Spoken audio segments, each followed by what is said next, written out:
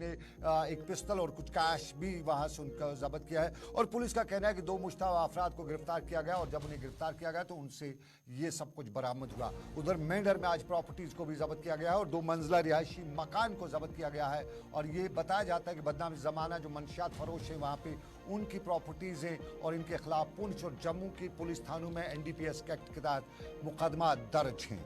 लेकिन आपको नाज़रीन अब जरा बताएं, सियासत के गलियारों में बयानबाजी। कल आपको याद होगा उमर अब्दुल्ला ने कल बयान दिया था और उमर अब्दुल्ला ने गुलाम हसन मीर का नाम लेकर बताया था। गुलाम हसन मीर का नाम लेकर उन्होंने 2010 को याद किया था और 2010 को याद करते हुए बताया था कि VK सिन्हा तब के बड़ी फौज के सरबराह का बयान भी है। एक तरह से उन्होंने सीधा इशारा दिया था, लेकिन उसकी तस्दीक बाद में की गई और तस्दीक की सईद अल्ताफ बुखारी ने खुद साउथ कश्मीर में अपने बयान में। और साउथ कश्मीर में जब उन्होंने बयान दिया तो उन्होंने बताया कि उमर अब्दुल्ला को तो मालूम ही नहीं था। मरहूम मुफ्ती मोहम्मद सईद साहब ने तो उनकी नाक दब उनकी कुंजी ही बंद कर रखी थी। उसके बाद बयानबाजी का सिलसिला जारी है। आज उमर अब्दुल्ला पट्टन में थे और पट्टन में अवामी जलसे के दौरान उन्होंने इल्जामात का सिलसिला आज भी जारी रखा।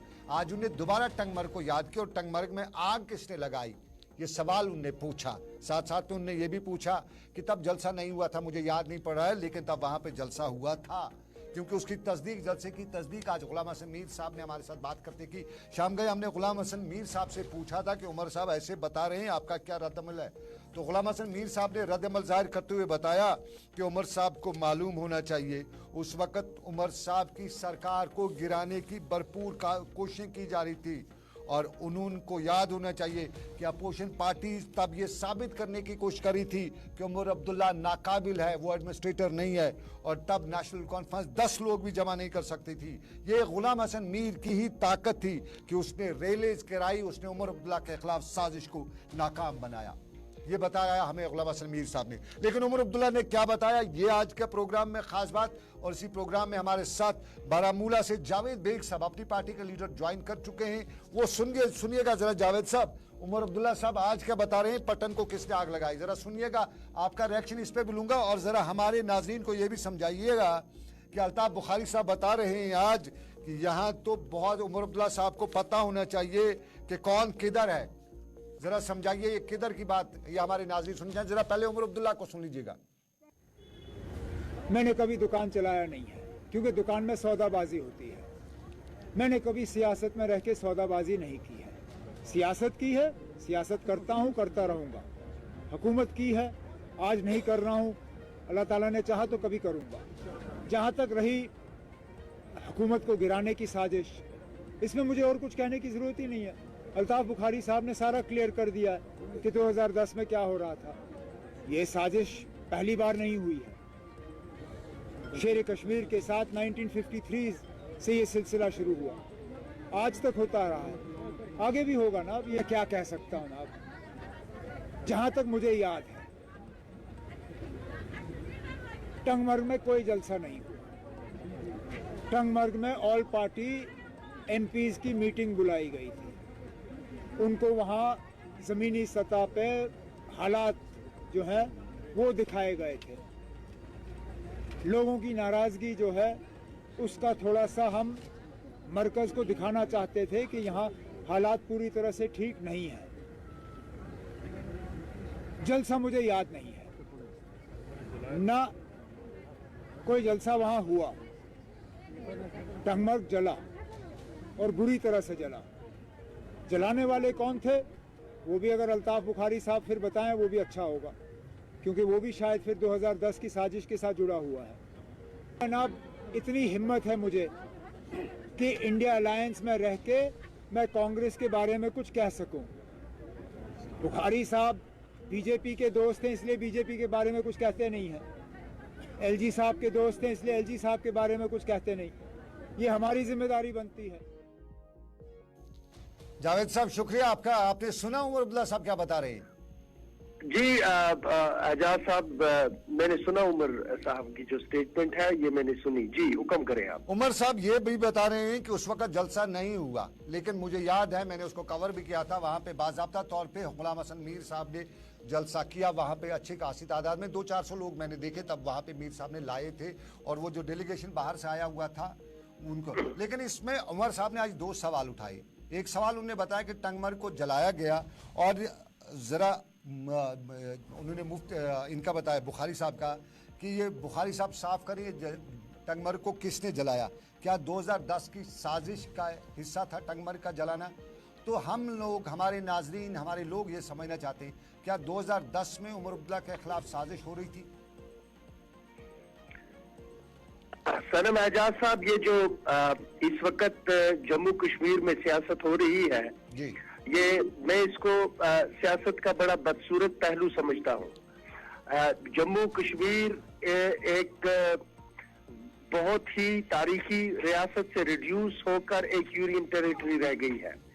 ऐसे हालात में जो बड़े सियासतदान, बड़े सियासी लीडर हैं, उनका फर्ज ये बनता है कि वो रियासत में इस तरह की यूनियन टेरिटरी में इस तरह की सियासत करें जिससे जो लोगों के अंदर मायूसी, दुख और गुस्सा है किसी तरह उसको कम किया जाए और किसी तरह लोगों के जो जख्म है, जो शायद सियासतदानों को नजर नहीं आते, उनके जख्मों की मरहम पट्टी की जाए। बहरहाल मैं 3 नुकात आपकी खिदमत में अर्ज करूंगा। इसमें सबसे पहला नुकता ये है कि उमर अब्दुल्ला साहब का मैं निहायत ही एहतराम करता हूं और मैं कोई उनके खिलाफ इल्जाम नहीं लगा रहा।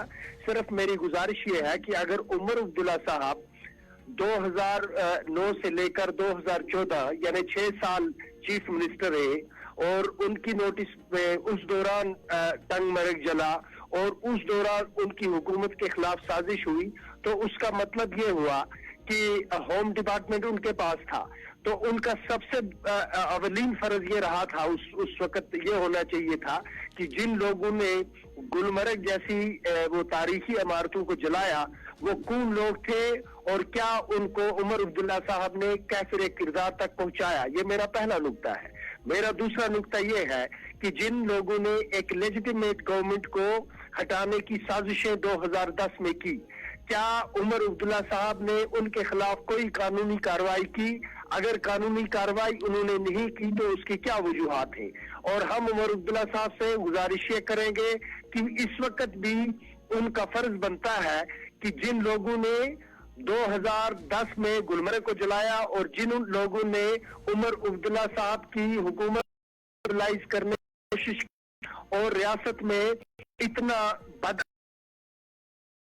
नौबत पहुंची, उनका फर्ज अगर चीजों को नहीं उठाए चले उस चीज को, लेकिन आज की तारीख में मुझे उम्मीद है कि उमर साहब उनके नाम उनकी सियासी जमात को अवाम की एक्सपोज करेंगे। उमर अब्दुल्ला साहब इन सियासतदान इस वक्त अवाम की अदालत में ही, लेकिन उमर साहब ने एक और बात भी की। उमर साहब ने आज बताया कि अल्ताफ साहब ये साफ करें, चूंकि वो आपकी पार्टी के लीडर हैं, वो साफ जरा करें कि जब कश्मीर में 2018 के बाद सभी लोगों को, उन्होंने कहा हर किसी को जेलों में बंद रखा जा रहा था, ये आज़ादी से घूम रहे थे अल्ताफ साहब, बयानात दे रहे थे, पार्टियां बना रहे थे, उसका साफ मतलब है उन्होंने कहा कि वो बैकिंग वाले थे और उस बैकिंग का जवाब दिया अल्ताफ बुखारी साहब ने। जरा वो बैकिंग वाला जवाब सुनिए और उस पर आपका रिएक्शन जानना चाहेंगे। जरा सुनाइएगा अल्ताफ बुखारी साहब क्या बता रहे हैं। आबिद सुनाइएगा जावेद साहब को। आबिद के बाद पहली बार हम पिछले 3 साल से अमन चैन से लोगों को देख रहे हैं। हम देख रहे हैं हमारे नौजवान मकबरों के नज़र नहीं हो रहे हैं। बात सच है, अगर हम इस चीज़ का क्रेडिट ना दे दें गवर्नमेंट को तो फिर हम फिर बेईमान लोग हैं। ईमानदारी की बात है कि ये क्रेडिट तो आपको पुलिस और सिक्योरिटी फोर्स को देना पड़ेगा कि आपका लॉ एंड ऑर्डर तो कंट्रोल में है। खुशकिस्मती थी कि ये लोग अंदर थे, अगर ये अंदर नहीं होते इन्होंने 10,000 लोगों का खून बहाया होता। लोगों ने अकल से काम लिया क्योंकि किसी सियासतदान ने उनको वर्गलाया नहीं, उकसाया नहीं, इसलिए लोगों ने कहा अमन का हाथ पकड़ो, अमन का साथ दिया लोगों ने और अमन के फायदे हमें। देखिए, मैं उमर साहब की बहुत इज्जत करता हूँ, लेकिन उमर साहब को खुद मालूम है कि कौन कहाँ है कैसे है। कुछ चीज़ें होती हैं, कहते हैं ना, पर्दे में ही रहे तो अच्छा है। इसलिए मैं इतना ही उनको कहूँगा, उनसे बेहतर कौन जानता है वो कहाँ है, कौन कहाँ है। इन्होंने बनाया ना PAGD, एक कॉमन प्लेटफॉर्म बनाया था ना, तो कहाँ रहे, उस पर रहे। फिर उन्होंने इंडिया एयरलाइंस, अब उस जावेद साहब, जी आप सुन रहे हैं और आप हंस भी रहे हाँ, थे मैं इनके सुन रहा बैकग्राउंड हूँ। में। इस सिलसिले में भी एक नहीं, मेरा सिंपल सा सवाल है। आम कश्मीरी जब भी हमारे पॉलिटिशियंस की बात करता है तो वो कहता है ये टर्म्स वाले हैं, ये किसी के इशारों पे काम करते हैं। तो आज तो उमर साहब ने अल्ताफ साहब का बता दिया, उनका भी आपने सुना। अल्ताफ साहब ने बताया कि इन सब वो तो जानते हैं कि कौन कहाँ है, यानी जावेद साहब ये जो बता रहे हैं अल्ताफ साहब के, उमर साहब भी किसी के इशारे पे हैं। तो आप मान लें कि यहाँ सब यही जो लोग हैं। देखिए, ये जो मैं आपकी खिदमत पे अर्ज करता हूँ कि यहाँ 1990 से लेकर 1996 तक जब सारी कश्मीर एक हिसार में थी, या ये कहें कि एक बहुत बड़ा कैद खाना था जिसमें जम्मू के खासकर कश्मीर, पूरी वादी कश्मीर उस जेल में बंद थी। हमारे नौजवान जेलों में थे, हमारे बुजुर्ग जेलों में थे, क्रैकडाउन हो रहे थे, घर घर तलाशियां हो रही थी, बेगुनाहों का टॉर्चर किया जा रहा था।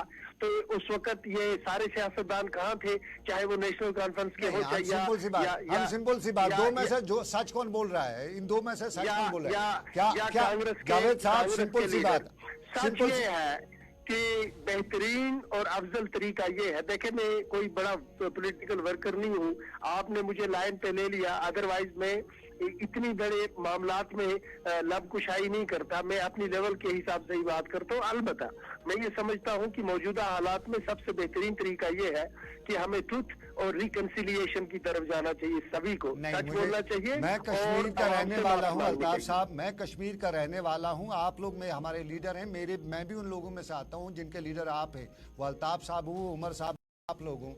अगर हमारे लीडर ये बताएंगे कि यहाँ पे सब किसी का प्रोडक्ट है तो फिर हम वोट क्यों डालें? फिर हम उस पे तो डेमोक्रेसी पे इसीलिए मैंने कहा, आप दुरुस्त फरमाते हैं हजरत, इसीलिए मैंने कहा इसका सबसे बेहतरीन तरीका ये है ट्रुथ, रिकंसिलिएशन और अपनी आवाम से माफी मांगना, हाथ जोड़ के कि हमसे माजी में गलतियां हो गई हैं, और इस बात को यकीनी बनाना कि पिछले जो 70 साल या 100 साल हमने अपनी कौम को धोखा दिया है और झूठ बोले हैं, उससे माजी में धोखा नहीं मिलेगा, माजी में धोखा नहीं मिलेगा, अब मुस्तकबल में धोखा नहीं मिलेगा।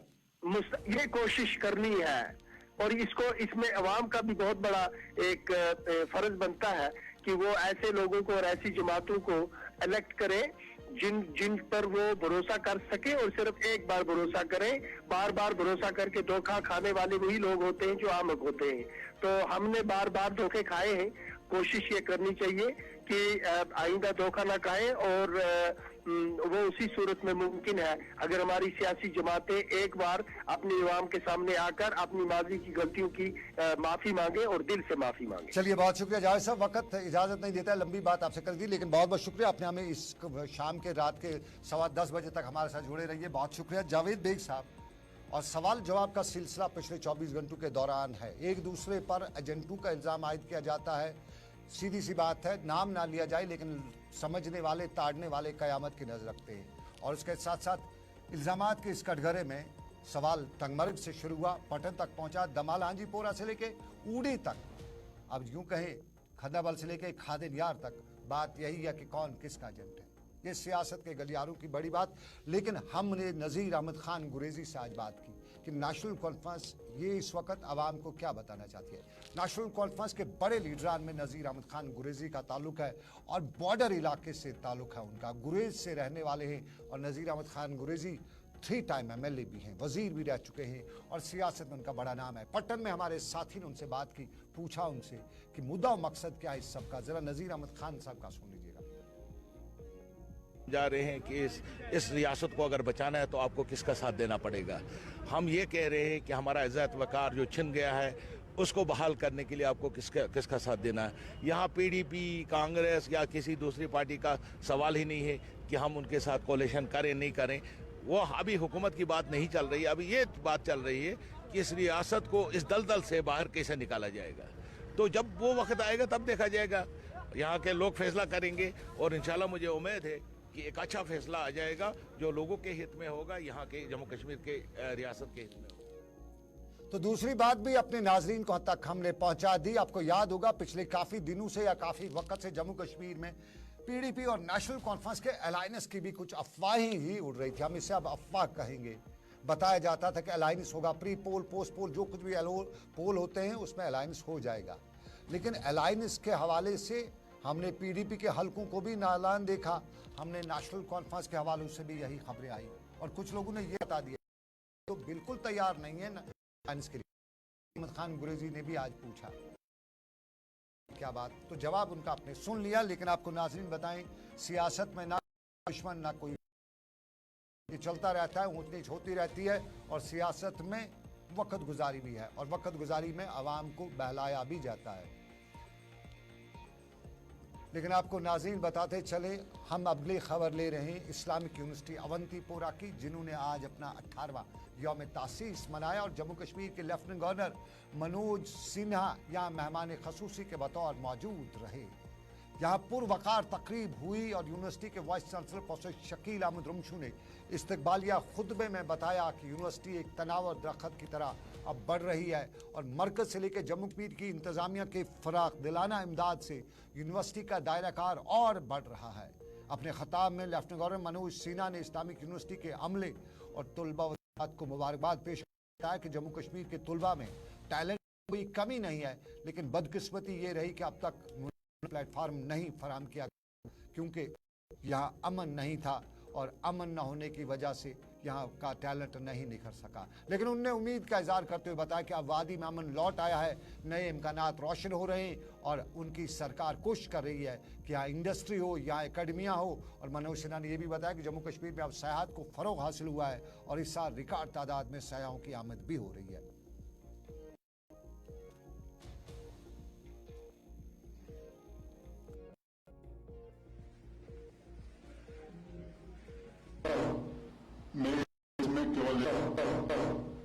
मेरे इस देश में केवल एक राजनीतिक परिवर्तन नहीं हुआ, एक व्यवस्थागत परिवर्तन।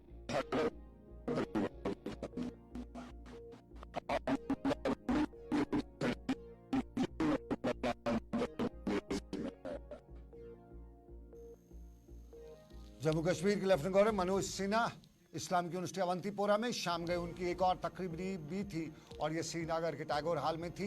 लेकिन उस खबर पर आने से पहले आपको बताते चलें, हमें अभी अभी खबर आ रही है खित्ते राजौरी से। जमशेद मलिक से हम जानना चाहेंगे, राजौरी से किसी धमाके की खबर आ रही है, ये क्या धमाका है, कहाँ पे है? जमशेद मलिक हमें राजौरी से।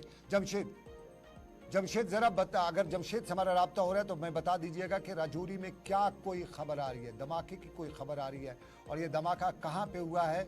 लाइव नशरियात में हमें अपडेट किया जा रहा है और बताया जा रहा है कि क्या है, तो क्या है वहाँ पे सूरत हाल, ये हम ज़रा जानेंगे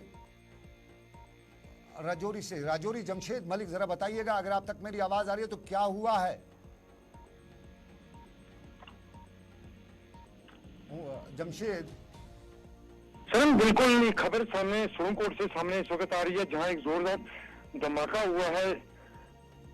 जी जी सर ये धमाका शिव मंदिर के नजदीक हुआ है, सोनकोट के पास है बिल्कुल शिव मंदिर, जहां पे ये धमाका हुआ और इस धमाके में अभी तक किसी के जख्मी होने की खबर सामने नहीं आई, मगर ये खबर सामने आ रही है कि मंदिर के बैक साइड ये जोरदार धमाका हुआ है, जिसमें मंदिर की दीवार पे कुछ निशान जरूर पड़े मगर कोई जाने का माली नुकसान। ये मंदिर मस्जिद की बात ना करें, सिर्फ बताइए धमाका, क्योंकि वहां पास में मस्जिद भी है, तो ऐसा नहीं है मंदिर मस्जिद का धमाका कहाँ पे हुआ, किसी जख्मी होने की खबर तो नहीं है?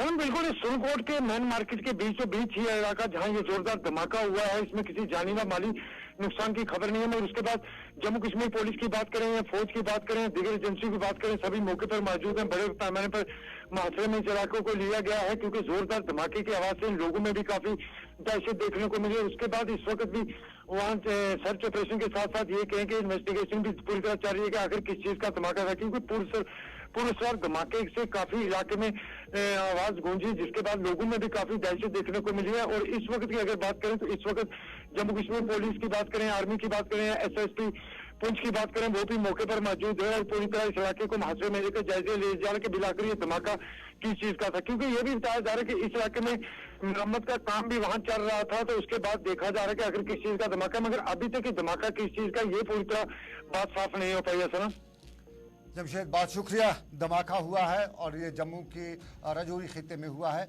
बताते चले मामला और भी थे। बैक टू विलेज के हवाले से 5वां मरहला था, उस पर बात भी करनी थी, लेकिन वक्त इजाजत दे रहा है।